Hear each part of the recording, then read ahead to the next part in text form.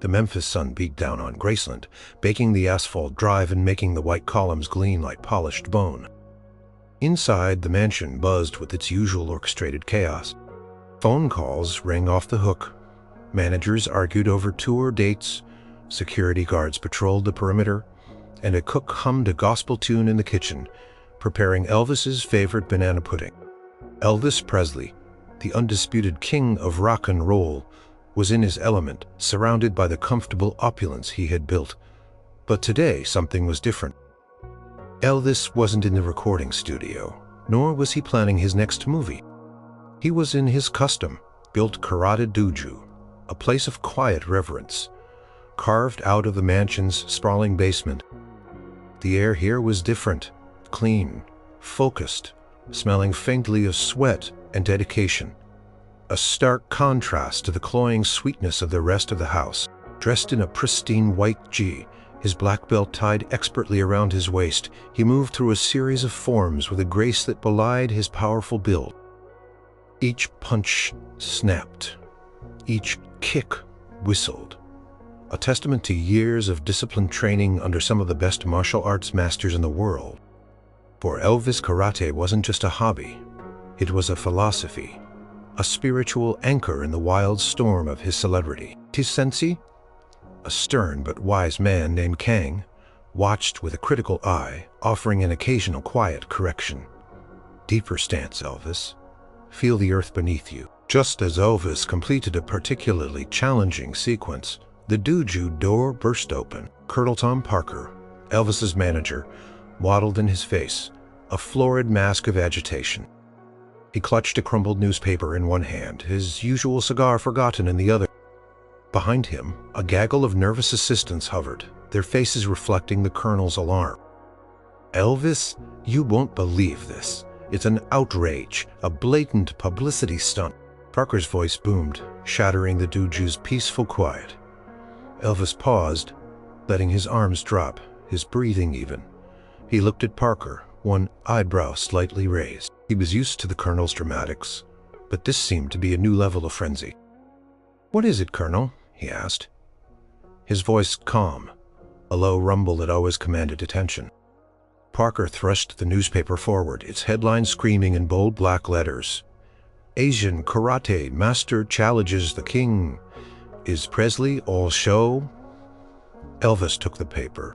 His eyes scanned the article, which detailed a public challenge issued by a young rising karate master from Japan named Kaito Tanaka.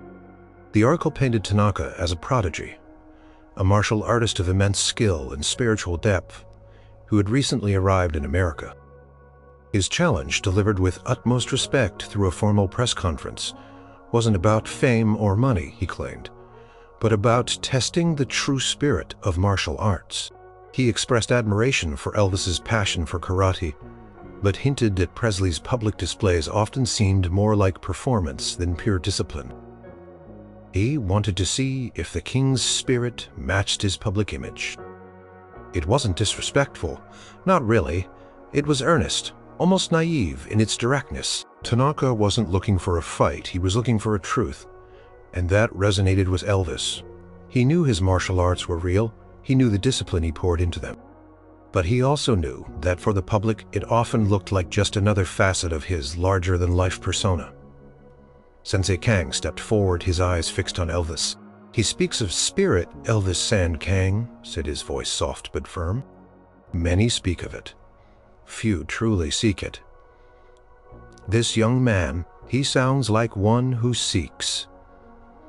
Elvis nodded slowly, the newspaper crinkling in his hand.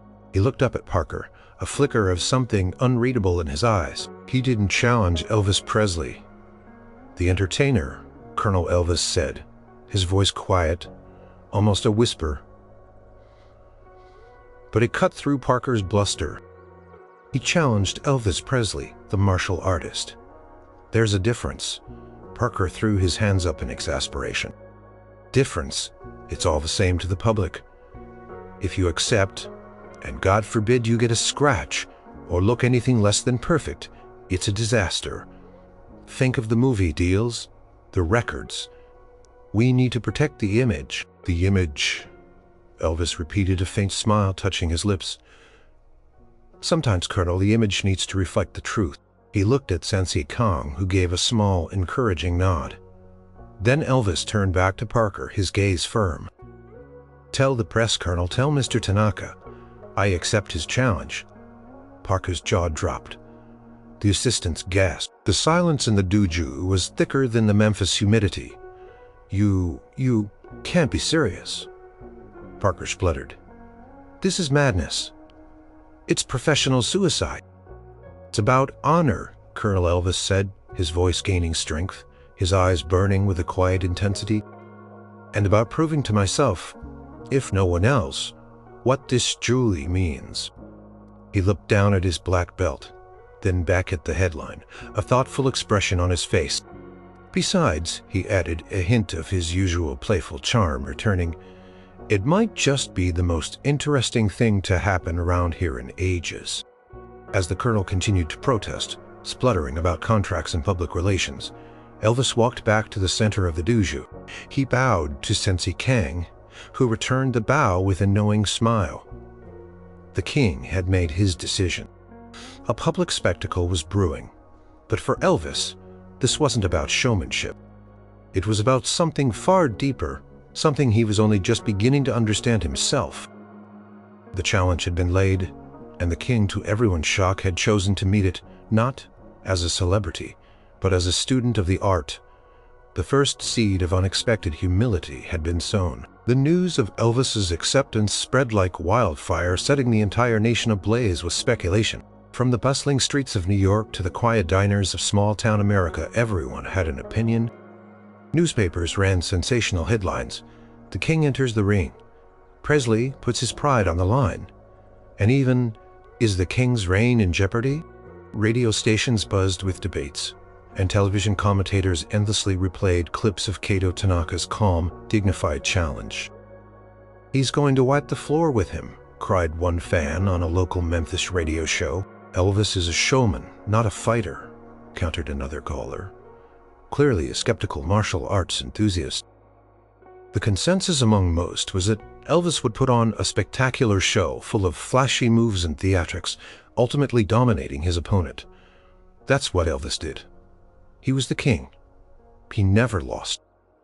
At Graceland, the atmosphere was a mix of nervous energy and frantic planning. Colonel Parker was in a perpetual state of apoplexy. He paced his office, a trail of cigar smoke following him like a storm cloud. This is a nightmare, a marketing catastrophe, he ranted to a beleaguered assistant. We need to control the narrative, emphasize his physical prowess, his raw power, not this spirit nonsense. He had already begun calling arenas, trying to secure the biggest, flashiest venue possible, envisioning a televised event that would dwarf any boxing match. Priscilla, Elvis's devoted wife, watched him with a mixture of concern and quiet admiration. She knew how seriously Elvis took his karate. It was one of the few things he did purely for himself, away from the glare of the spotlight. She saw the intensity in his eyes when he trained, the genuine respect he held for his senses and the art itself, but she also worried. The pressure on him was immense, and Kaito Tanaka, from what she'd seen and heard, was no ordinary challenger. He carried himself with an aura of quiet strength, a palpable spiritual focus that felt ancient and formidable. Elvis, meanwhile, seemed uncharacteristically subdued amidst the swirling chaos. He walked with a different gait, his usual boisterous energy replaced by a deep contemplative stillness. He spent hours in his dojos, not just practicing techniques, but sitting in quiet meditation, his eyes closed, his breathing deep and even. He reread the articles about Kaito Tanaka, studying the challenger's background, his rigorous training in traditional dojos, his lineage in a revered martial arts family, his emphasis on humility and inner balance above all else. Tanaka truly embodied the purest form of karate, a stark contrast to the glitz and glamour that surrounded Elvis. One evening, after a particularly long training session, Elvis sat with Sensei Kang, drinking green tea. He's a true master sensei, Elvis said, his voice quiet. His challenge. It's not about ego. It's about a search for truth within the art. Sensei Kang nodded. Indeed, Elvis-san. Such challenges are rare. They ask not who is stronger, but who understands more fully. Colonel, he wants me to treat it like a show, Elvis confessed, a hint of weariness in his voice. He wants me to knock him out, make a spectacle. Kang looked at Elvis, his eyes pucing. And what does your heart tell you, Elvis-san? What does your spirit see? Elvis looked down at his hands, calloused from countless hours of training. My heart tells me this is bigger than a mere fight. It's about respect. It's about showing that the art itself is paramount, not the person practicing it. He paused. It's about humility, isn't it? Something I don't often get to display. The sensei smiled, a rare, gentle expression. Humility is the truest strength. Elvis-san, it allows one to learn, to grow, to truly connect. This conversation solidified something in Elvis's mind. He knew what he had to do. The path ahead wasn't about proving he was the king of karate. It was about honoring the very essence of the art, something far more challenging than any physical opponent. He began to adjust his training. While he still honed his physical prowess, he placed a greater emphasis on controlled precision and inner calm. He practiced movements not to overpower, but to flow, to understand the subtle shifts of balance and energy. As the match day drew closer, the hype reached a fever pitch. The venue, a massive stadium, was sold out in minutes. Celebrities, martial artists, and ordinary fans clamored for tickets. Everyone expected a knockout, a dazzling display of Elvis's charisma and raw power. They expected him to embody the triumphant spirit of the king. But Elvis knew better. He knew what the true spirit of the match called for. He felt a quiet conviction settle deep within him, a sense of purpose that transcended his celebrity. The whispers of the public, the frantic demands of his manager, the worried glances of his wife, they all faded into the background.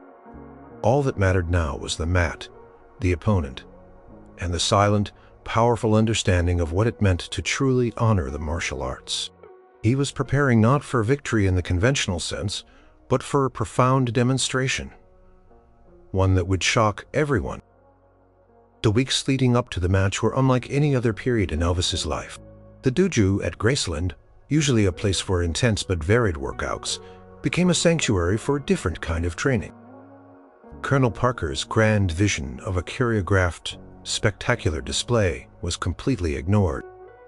Instead, Elvis delved deeper into the philosophical roots of karate, guided by Sensei Kang.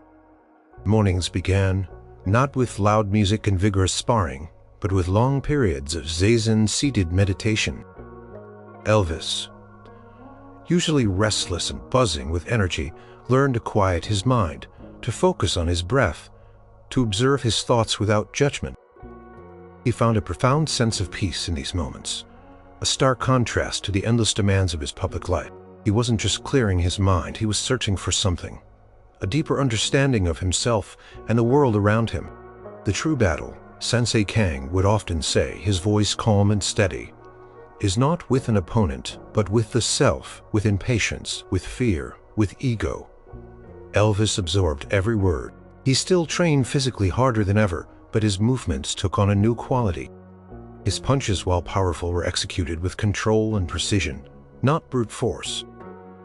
His kicks were fluid, graceful, almost dance-like, yet still packed a formidable impact. He focused on defense, on redirection, on understanding his opponent's energy rather than simply overpowering it. He practiced forms over and over, refining each movement, until it felt like an extension of his very soul. One afternoon, Colonel Parker stormed into the dojo, a fresh wave of panic etched on his face. "Elvis, what is this nonsense? I hear you're meditating instead of practicing your winning moves. We have an image to uphold. You need to look strong, invincible. The public expects a show." Elvis slowly stood from his meditative pose, his eyes clear and steady. Colonel, karate is more than just fighting. It's about discipline, respect, and humility. Humility. Parker nearly choked on the word. Elvis, you are the king. Humility sells no records. It wins no fights. He waved his cigar, frantically. I've drawn up some spectacular moves for you. How about a flying kick, followed by a dramatic KO? We can even rig the lights for a dramatic spotlight. Elvis listened patiently, a faint smile playing on his lips. With all due respect, Colonel, he said, his voice firm, this match is not about showmanship. It's about the integrity of the art. Mr. Tanaka challenged me as a martial artist, and I intend to respond as one. Parker sputtered, his face turning an alarming shade of red. But the fans, they want to see the king triumph. They want to see you crush him. Perhaps they want to see something more, Colonel Elvis replied, his gaze unwavering. Perhaps they want to see authenticity. Parker, utterly bewildered, could only shake his head and storm out, grumbling about spiritual nonsense and lost revenue. Priscilla, however, understood. She would often sit quietly at the edge of the dojo, watching Elvis train. She saw the change in him. He was still Elvis, still Modoc and commanding. But there was a new depth, a profound quietness that had settled over him. His movements, once explosive and dynamic, were now imbued with a deliberate grace. She saw not just a performer, but a man seeking a deeper truth, a man willing to shed the layers of his celebrity, to find something more real. One evening, as he wound down his training, Elvis walked over to Priscilla. I know this isn't what anyone expects, honey, he said, taking her hand. But I feel a clarity I haven't felt in a long time. This isn't just a fight, it's a test of spirit. Priscilla squeezed his hand. I see it, Elvis, she said softly, and I'm proud of you no matter what happens. Her words were a balm to his soul, a quiet affirmation that validated his unconventional path. Meanwhile, news filtered in about Kaito Tanaka's training. He, too, was said to be training with intense focus, eschewing any flash for pure traditional technique. He spoke rarely, always with respect for Elvis, emphasizing the honor of the challenge rather than the outcome. Two martial artists, though worlds apart in their public paragonales, were unknowingly walking parallel paths, both seeking something beyond a mere victory. As the days dwindled to hours, Elvis's resolve hardened. He knew the crowd would expect fireworks, a grand spectacle of power, but he had chosen a different path, a less traveled one, paved with respect and an unexpected humility. He was ready to step onto the mat, not just as the king, but as a student, a seeker prepared to offer a lesson that no one, especially Colonel Parker, would ever forget. The true meaning of the match was about to unfold, and it would shock the world. The day before the match, Memphis became the epicenter of the world. Reporters descended like a swarm of locusts, their microphones thrust forward, cameras flashing incessantly. Every street corner, every hotel lobby, every diner buzzed with frenetic energy. Bookmakers were running wild, taking bets on everything from the exact minute of the knockout to the number of kicks Elvis would land. The stadium, a coliseum of modern concrete and steel, stood ready, its cavernous interior waiting to hold the roar of 20,000 spectators. At Graceland, a heavy cordon of security tried to keep the media at bay, but the tension was palpable. Even within the mansion's walls, phone calls never ceased. Telegrams piled up. Colonel Parker, now resigned to Elvis's decision to accept the challenge, was still frantically trying to spin it his way, giving interviews about Elvis's unmatched power and unyielding spirit of victory. He paced his office, a sweat-soaked handkerchief constantly wiping his brow. Elvis, however, remained an island of calm in the storm. His pre-match rituals were simple and deeply personal. He spent the morning in his dojo, not training vigorously, but performing a slow, deliberate kata, focusing on each movement, each breath, until his mind and body felt perfectly aligned. Then he sat in meditation for an hour, silencing the noise of the outside world, centering himself in a way that very few could comprehend. Later that afternoon, he had a quiet conversation with Priscilla. She looked at him, her eyes filled with a mixture of love and concern. "Are you really ready for this, Elvis?" she asked softly. "The whole world is watching." Elvis took her hands, his grip firm. "I am, honey, more ready than I've ever been for anything like this. It's not about winning or losing anymore. It's about what I believe in." He paused, then added, "It's about showing what real strength looks like, not just flashy moves." He couldn't tell her exactly what he planned, but she could see the quiet determination in his eyes, the deep peace that settled over him. She trusted him implicitly. Colonel Parker, on the other hand, was beside himself. "Elvis, think of the headlines tomorrow. The King triumph. It's what everyone expects. Don't let me down, boy. Don't let the fans down." Elvis simply looked at him, a faint, almost pitying smile on his lips. "Colonel," he said gently, "I believe the fans might just be surprised by what true triumph looks like." He left Parker sputtering already, walking away, his mind miles away, focused on the true challenge ahead. Later that evening, Elvis received a call from his original karate instructor, a wise and venerable master who had first introduced him to the art years ago. "Elvis, my boy," the voice crackled over the phone. "I hear you face a great challenge tomorrow." "Yes, Sensei," Elvis replied, his voice respectful. "Remember what I taught you," the master said. "The hand that strikes with anger is weak. The hand that strikes with respect is strong. True mastery is not in the defeat of others, but in the mastery of self. Go with a clear heart." "Thank you, Sensei," Elvis said, a lump forming in his throat. Those words confirmed everything he had decided. His heart was clear, his path was set. As night fell, the stadium lights pierced the Memphis sky, a beacon for the gathering masses. Cars clogged the highways leading to the venue, horns blaring, a sea of humanity converging on one spot. The air thrummed with electric anticipation. Fans wore Elvis T-shirts and G-inspired outpaint. Everyone was certain they knew how this story would end.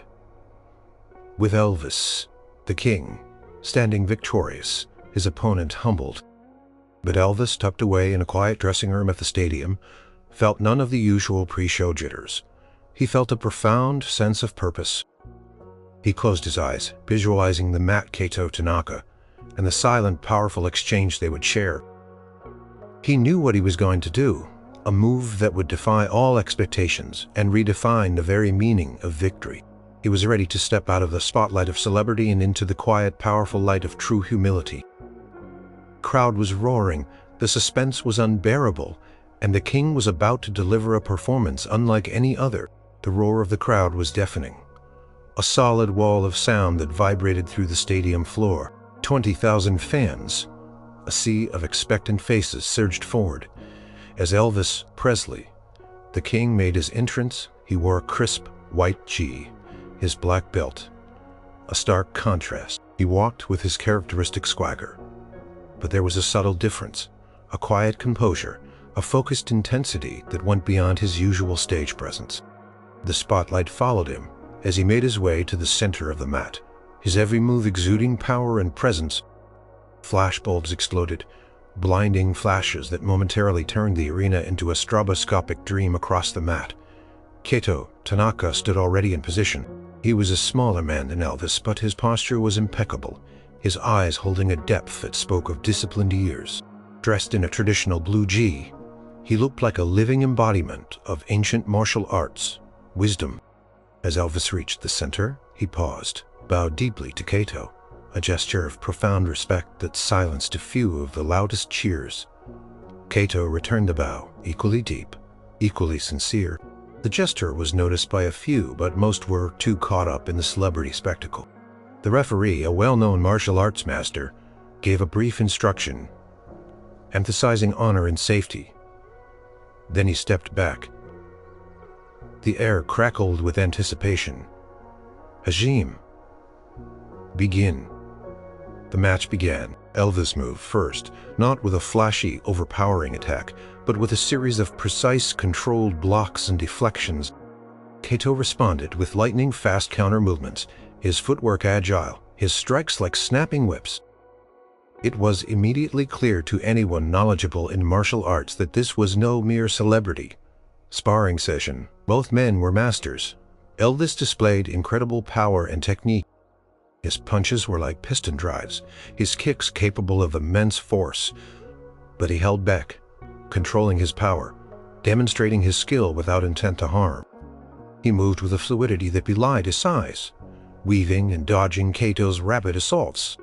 Kaito, in turn, was a whirlwind of motion, his defensive blocks impregnable, his counterattacks precise and relentless. The crowd, initially restless, soon fell into a stunned silence. They weren't seeing a showman, they were seeing a genuine martial artist. Elvis wasn't just performing. He was engaged in a dance of skill, respect, and profound understanding. He deflected a powerful kick from Kaito, then patently transitioned into a series of swift hand strikes. Each one stopped inches from Kaito's face, demonstrating absolute control. Kaito dodged and weaved, countering with a flurry of his own, his focus unwavering. The exchanges continued a beautiful high-speed ballet of attack and defense. Elvis could have ended it multiple times. He had opportunities for powerful, decisive blows that would have sent Kaito reeling, but each time he chose not to. He would feign a knockout punch, stopping it millimeters from Kaito's jaw, or execute a sweeping kick that just barely missed, a silent demonstration of his superior control and power, almost as if saying, "I could, but I choose not to." The crowd murmured, confused. Why wasn't he finishing it? Colonel Parker, watching from the VIP box, looked increasingly agitated, his face pale. This wasn't the knockout he'd promised the networks. Then came the moment. Kaito launched a series of rapid-fire strikes, culminating in a powerful reverse punch aimed at Elvis's midsection. Elvis, with a subtle shift of his weight and a practiced block, deflected the punch. He then moved with blinding speed, flowing into a counterattack. His right hand became a blur, shooting forward towards Kaito's head. It was a perfect textbook strike designed to deliver a decisive blow, a knockout. But just as his fist was inches from Kaito's temple, Elvis stopped. Not a slow telegraphed stop, but an instantaneous halt, as if an invisible wall had appeared before him. His hand froze in midair, trembling slightly from the controlled power. He withheld his eyes, intensely focused moments before, softened. He looked not at Kaito's face, but at his spirit, his pure dedication to the art. Then, with a movement that shocked every single person in the stadium, Elvis slowly, deliberately retracted his poised fist, took a single step back, his shoulders relaxing, and then he performed the deepest, most respectful bow he had made all night, far deeper than any initial greeting. His head was almost touching his knees, a gesture of profound humility and acknowledgement. "Sensei Tanaka," Elvis said, his voice carrying clearly in the now stunned silence of the stadium. "Your spirit is pure, your skill undeniable. It has been an honor to share the mat with you." Kaito Tanaka, who had braced for the impact of a blow that never came slowly, straightened up, his eyes wide with utter shock. He looked at Elvis, bewildered. Then, understanding dawned on his face. He saw not a celebrity giving up, but a master acknowledging a deeper truth. His own body instinctively responded, and he returned Elvis's bow even deeper, his eyes glistening with profound respect. The stadium was silent.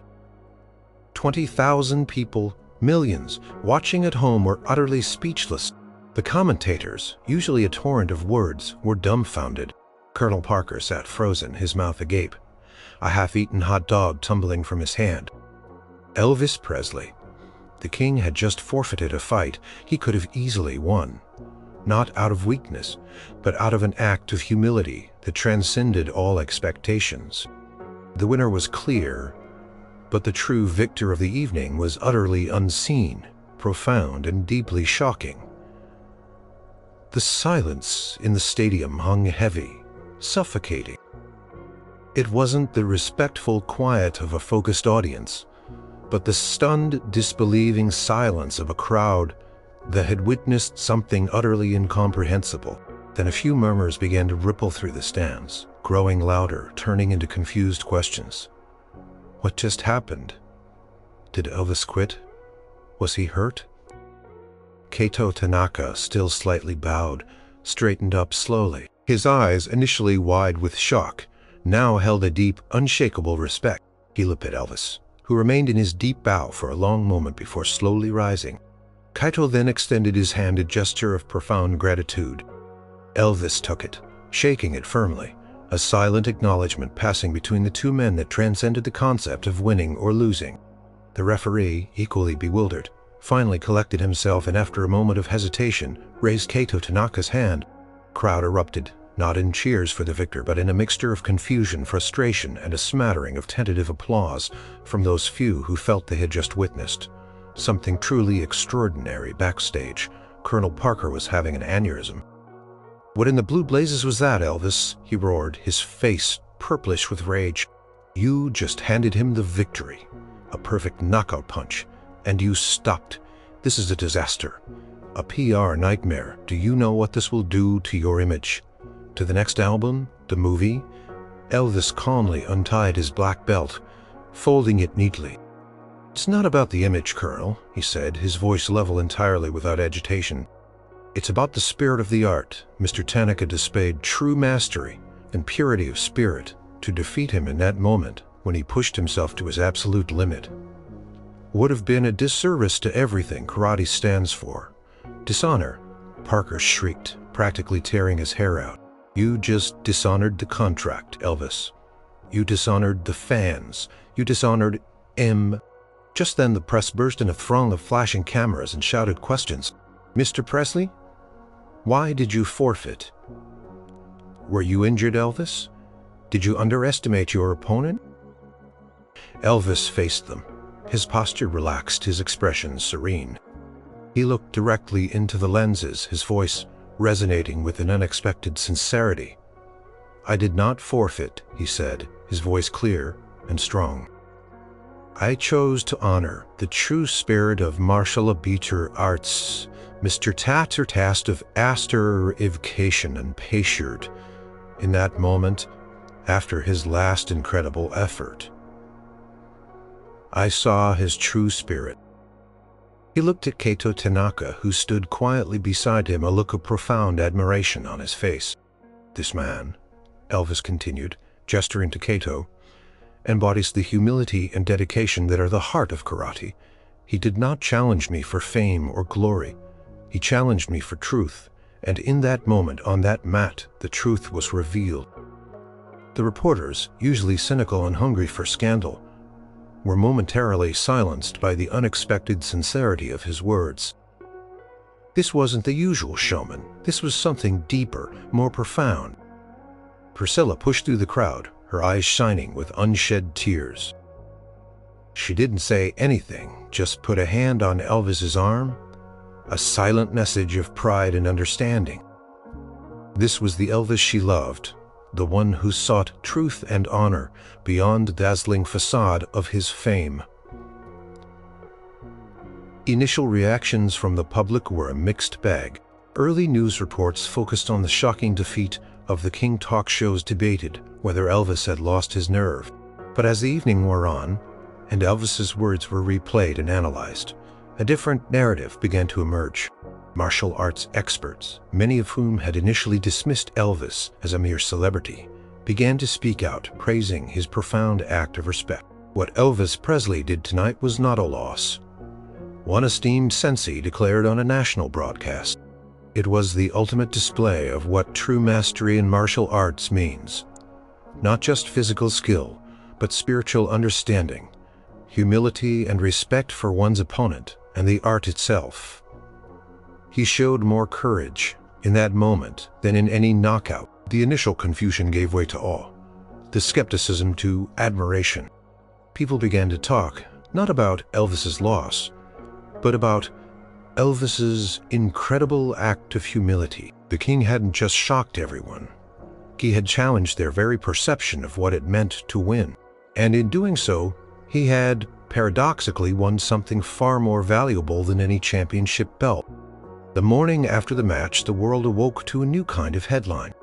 While some tabloids still screamed about the king's humiliation, the more respected newspapers and television news channels had already begun to reframe the narrative. Elvis Presley? A new kind of victory, declared one major paper.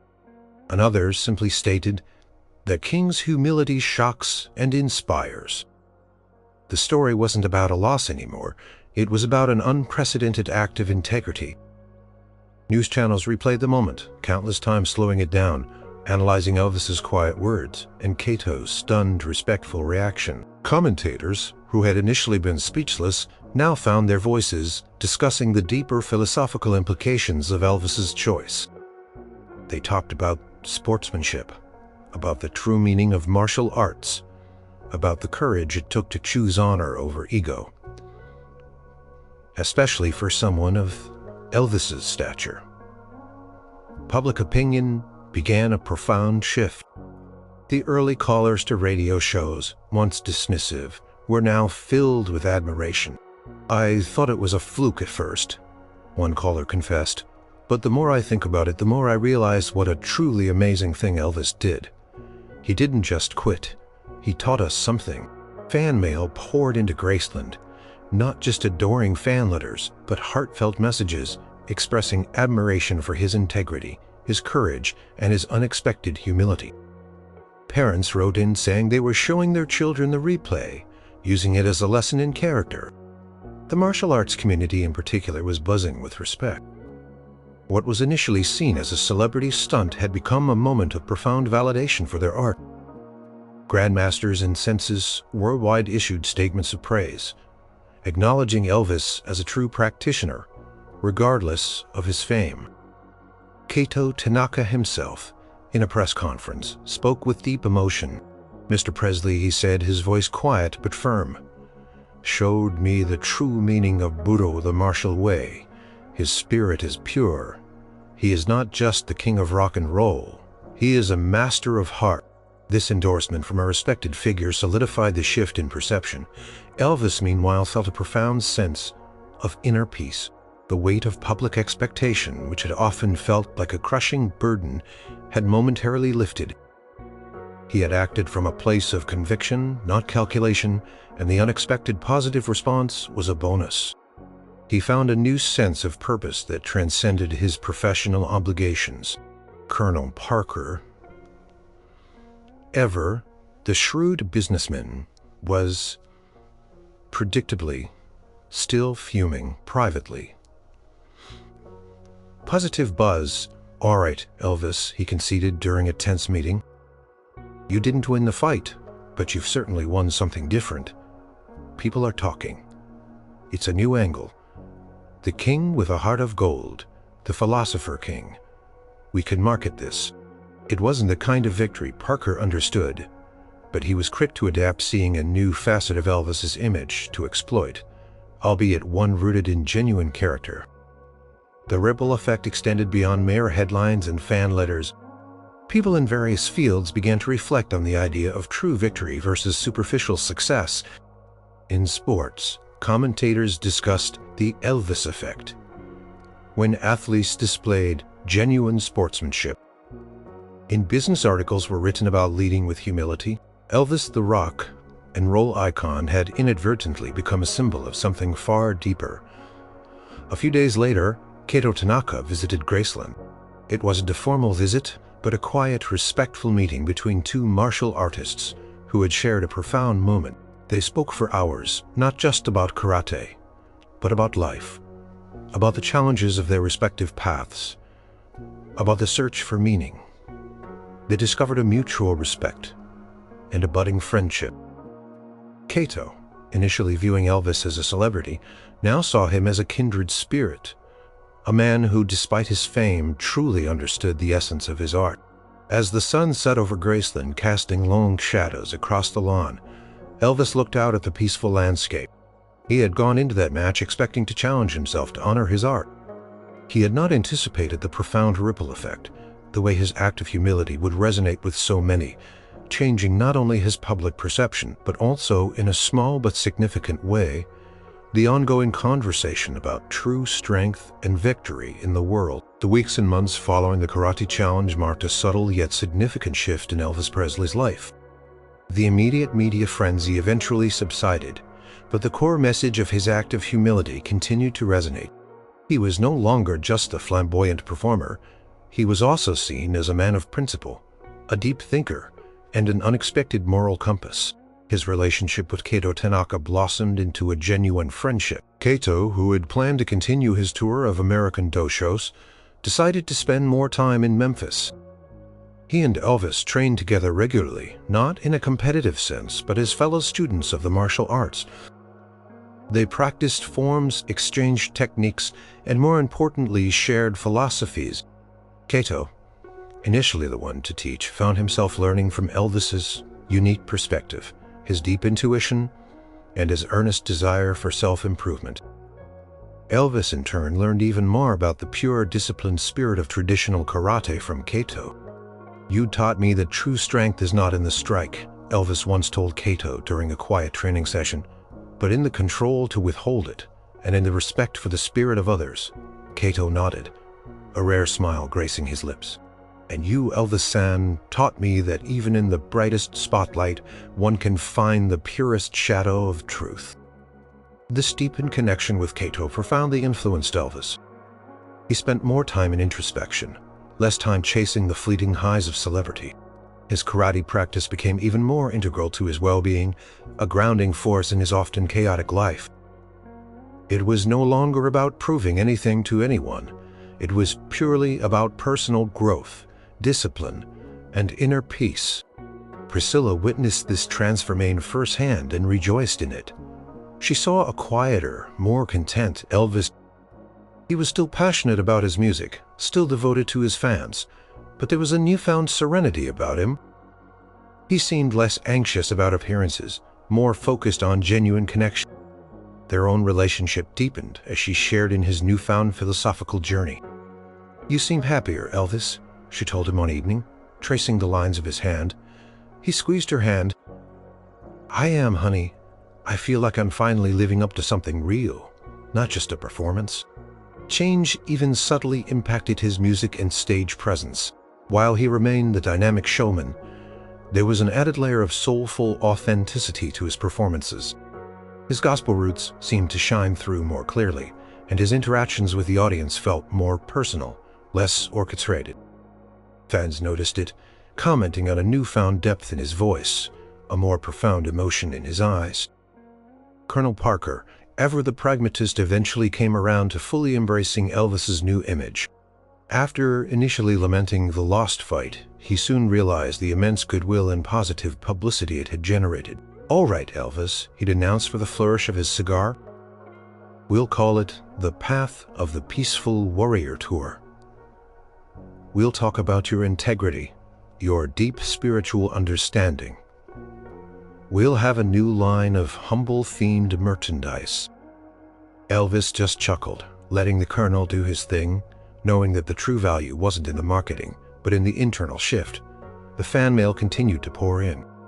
Beyond the usual declarations of love, there were countless letters from people expressing how Elvis's act had inspired them to be more humble, more respectful, to look beyond superficial victories in their own lives. Some shared stories of resolving conflicts with unexpected kindness or choosing empathy over anger, all inspired by the king.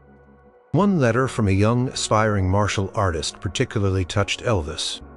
It spoke of how Elvis's act had reaffirmed the true spirit of karate, saving him from the trap of competitive ego. It was moments like these that solidified Elvis's belief that he had made the right choice. He hadn't lost a fight. He had illuminated a path. As the months passed, the Karate Challenge became more than just an event. It became a defining moment in Elvis Presley's life, shaping his perspective and his legacy. He had learned that true strength lay not in overpowering others, but in the courage to be vulnerable, to be humble, and to stand firm in one's deepest convictions. And in doing so, he had forged not just new bonds, but a deeper, more authentic connection with himself and the world around him. The reverberations of Elvis Presley's act of humility stretched far beyond Graceland and the martial arts world. His single profound choice on that mat began to weave its way into the broader cultural fabric, sparking conversations about integrity, sportsmanship, and the true meaning of success. In the world of professional sports, where winning at all costs often dominated the Elvis moment, became a talking point, commentators began to highlight instances of genuine sportsmanship, drawing parallels to Elvis's decision. Articles appeared in sports magazines, urging athletes to consider the deeper values of their games. Coaches started emphasizing respect and humility as much as skill and victory. It was a subtle shift, but a meaningful one, promoting a more ethical and humane approach to competition. Elvis himself, perhaps surprisingly, began to speak more openly about his martial arts philosophy. During interviews, when asked about the fight, he wouldn't just recount the event. He would articulate the principles behind his choice, the importance of respect, the value of internal strength over external display, and the idea that true victory is found in personal growth. He wasn't proselytizing, but simply sharing his truth, and his words resonated deeply with people. Kaito Tanaka, now a familiar and respected face in Memphis, chose to establish a traditional dojo there, naming it the Spirit of Memphis Karate. He dedicated himself to teaching the true meaning of martial arts, emphasizing character development, discipline, and humility, just as Elvis had demonstrated. He often spoke of Elvis as an unlikely but profound mentor, a bridge between two worlds, showing that the principles of Budo transcended culture and fame. Students flocked to his dojos, drawn by his reputation and the compelling story of his encounter with the king. Elvis, in turn, became a quiet advocate for the pure spirit of martial arts. He'd occasionally visit Kaito's dojos, not for flashy demonstrations, but to observe, to participate in a quiet class, or to simply share a meal and conversation. Their bond deepened, a testament to the powerful connection forged by a shared moment of truth. Colonel Parker, ever the opportunist, found new ways to market the humble king. There were television specials about Elvis's spiritual journey, charity events where Elvis performed and spoke briefly about the importance of character, and even a special line of martial arts inspired clothing that emphasized discipline over flash.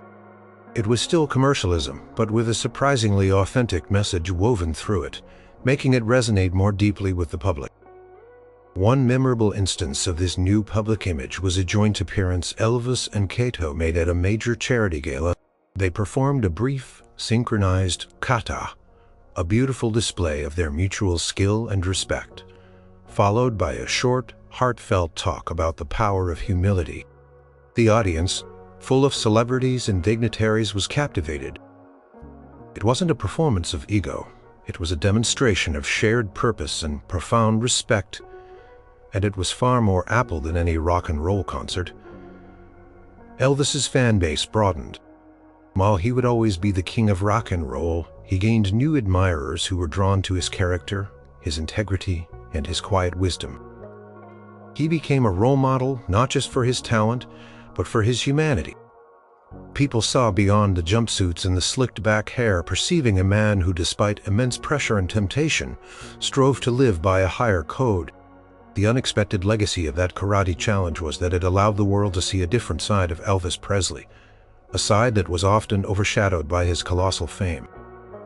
He demonstrated that true strength wasn't about outward triumph, but about inner conviction. He showed that humility, often mistaken for weakness, was in fact a profound act of courage. And in doing so, he left an enduring mark, a heartwarming reminder that even the biggest stars can shine brightest when they choose to illuminate the path of authenticity and respect. Graceland, once a fortress of celebrity, now felt like a sanctuary of quiet strength. Constant rush of public life still ebbed and flowed around its gates, but within there was a noticeable calm, a deeper sense of peace that had permeated its very walls since that fateful karate challenge. Elvis Presley was still the king. He still sold millions of records, packed arenas, and charmed audiences, but his approach to it all had fundamentally shifted. The relentless pursuit of external validation had been replaced by a grounded contentment. He still gave his all on stage, pouring his heart into every song, but there was a new lightness to his presence, a genuine connection that felt less like a performance and more like a shared experience. Continued his martial arts practice diligently. Not for public display, but for personal growth. The dojos at Graceland, once a private training ground, had become a place of profound reflection. He spent hours there, refining his forms, meditating, and occasionally sparring quietly with Kaito Tanaka, whose dojo in Memphis thrived, a testament to their shared philosophy. Their friendship had become a steady, unwavering pillar in Elvis's life. One quiet afternoon, Elvis sat on the porch of Graceland with Priscilla, watching the sunlight dapple through the ancient oak trees. A gentle breeze rustled the leaves, carrying the scent of honeysuckle. "You know," Elvis said, his voice soft, "I used to think winning was everything, being the best, the biggest. That's what everyone expected." Priscilla leaned her head on his shoulder. "And now?" Elvis smiled, a genuine, peaceful smile that reached his eyes. "Now, I know winning is something different. It's about being true to yourself. It's about respect. It's about finding that quiet strength inside, even when the whole world is telling you to be loud." He looked out at the tranquil grounds, then squeezed Priscilla's hand. "That day on the mat, it changed me. It showed me what truly matters." His sensei Kang would often visit, sitting with Elvis, sharing tea and quiet wisdom. "The seed of humility you planted," Elvis Song Kang once remarked, "has grown into a strong tree. It nourishes not only yourself, but all those who witness its shade." Elvis's act had created a lasting ripple. Beyond the headlines and the initial shock, it had woven itself into the narrative of his life, and for many, into their own understanding of character. People remembered not just Elvis the entertainer, but Elvis the man who chose honor over ego, who found victory in humility. His legacy wasn't just in his music, but in his profound demonstration of humanity. Continue to make music, to perform, to live his extraordinary life. But now there was a deeper resonance, a soulful authenticity that shone through every note, every gesture. Carried the quiet strength of that decision with him, a constant reminder of the truth he had discovered. In the late afternoons, when the Graceland grounds were quiet, one might sometimes see Elvis in his dojos. Alone, he'd move through his forms, each movement deliberate, graceful, infused with the discipline and philosophy he so deeply cherished. He wasn't practicing for a fight or for a show or for an audience. He was practicing for himself, for the continuous journey of self-mastery. As he finished a final powerful kick, he would hold the pose for a moment, his eyes closed, feeling the balance, the control, the peace. Then he would slowly lower his stance, his face serene. The king had found his true domain, not in the roar of the crowd, but in the quiet strength of his own humble heart. And it was, in every sense of the word, heartwarming.